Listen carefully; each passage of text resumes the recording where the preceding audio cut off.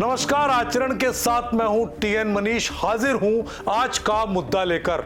आज हम बात करेंगे देश की उस सबसे बड़ी बैठक की जो रविवार को प्रधानमंत्री नरेंद्र दामोदर दास मोदी ने एनडीए के सभी मुख्यमंत्रियों के साथ दिल्ली में की थी।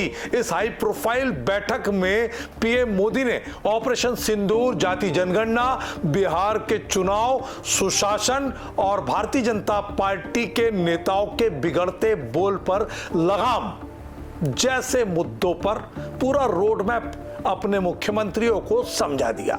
सबसे खास ये बात रही कि नेताओं को जो नसीहत दी गई कि हर मुद्दे पर इन्हें बोलने से बचना चाहिए, अनावश्यक बयानबाजी नहीं करना चाहिए। तो आइए समझते हैं आज के मुद्दे को 5 सेगमेंट्स में और कोशिश करते हैं ये पड़ताल करने की कि आखिर पीएम की इस पूरी की पूरी कवायद के पीछे क्या कुछ छुपा हुआ था।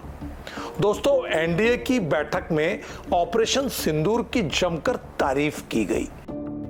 यह ऑपरेशन जो 7 मई को शुरू हुआ, जम्मू कश्मीर के पहलगाम में 22 अप्रैल को हुए आतंकी हमले का जवाब था, जिसमें 26 लोग मारे गए थे। भारतीय सेना ने पाकिस्तान और पीओके में 9 आतंकी ठिकानों को नेस्तनाबूद किया। पीएम मोदी ने इसे भारत की आत्मनिर्भर रक्षा क्षमता का प्रतीक बताया। शिवसेना नेता एकनाथ शिंदे ने प्रस्ताव पेश कर कहा, ऑपरेशन सिंदूर ने भारतीयों में आत्मविश्वास और गर्व की भावना जगाई। बैठक में इसे लेकर एक प्रस्ताव पारित हुआ। अब आपको समझाने की कोशिश करते हैं कि आखिर जाति जनगणना वाला मामला इतना अहम क्यों है। 30 अप्रैल 2025 को मोदी सरकार ने अचानक इसकी घोषणा कर दी। उस समय कहा गया कि कांग्रेस से मुद्दा जो है भारतीय जनता पार्टी ने छीन लिया, जिसे बैठक में सामाजिक न्याय की दिशा में बड़ा कदम भी बताया गया। पीएम मोदी ने कहा, इसका मकसद वंचित और हाशिए पर पड़े लोगों को मुख्य धारा में लाना है, ना कि जातिगत राजनीति करना। हालांकि समझ में सबको आता है कि निशाना कहां होता है, निगाहें कहां होती है। बीजेपी अध्यक्ष जेपी नड्डा ने प्रेस कॉन्फ्रेंस में इसे समाज की जरूरत बताया। हरियाणा के सीएम नायब सैनी ने इस पर प्रस्ताव पेश किया। जल्द ही जन जागरूकता अभियान भी इसके लिए शुरू करने की योजना बनी है। पिछले दिनों में देखने में आया है, चाहे वो मध्य प्रदेश के नेता हो या देश के किसी भी दूसरे राज्य से जुड़े भारतीय जनता पार्टी के नेता, उनकी जुबान अक्सर फिसल जाती है और उसके बाद बवाल खड़ा होता है। ऐसे में पीएम को खुद मैदान में आना पड़ा और उन्होंने संवेदनशील मुद्दों, खासकर ऑपरेशन सिंदूर पर अनावश्यक बयानबाजी से बचने की नसीहत दी। इस नसीहत की पृष्ठभूमि में मध्य प्रदेश के मंत्री कुंवर विजय शाह के बिगड़े बोल बताए जा रहे हैं। कारण विजय शाह ने ऑपरेशन सिंदूर की हीरो रही कर्नल सोफिया पर आपत्तिजनक टिप्पणी कर डाली थी। पीएम ने कहा, वाणी पर संयम रखें, अनुशासित संवाद जरूरी है। यह संदेश एनडीए की एकजुटता को मजबूत करने के लिए समय की मांग बताया गया।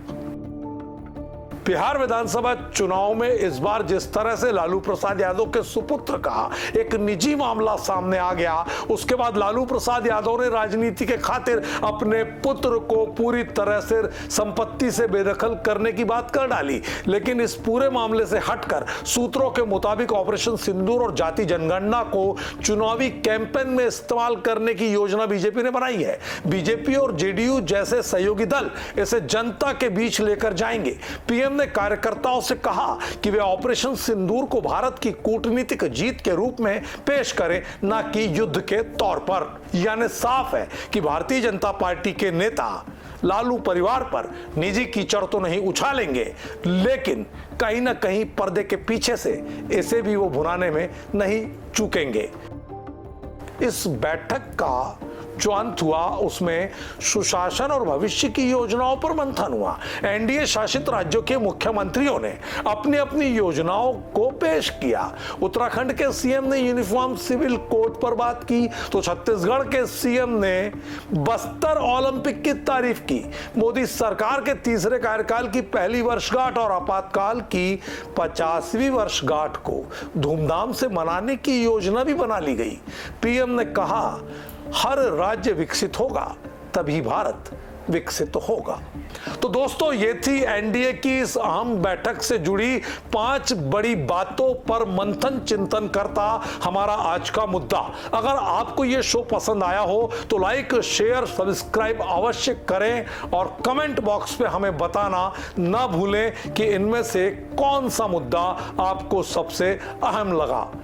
अगले एपिसोड में फिर मिलेंगे एक नए मुद्दे के साथ। तब तक के लिए मुझे दीजिए इजाजत। नमस्कार। देश दुनिया की सभी खबरें देखने के लिए जुड़े रहिए आचरण न्यूज से। आचरण न्यूज, हर कदम आपके साथ।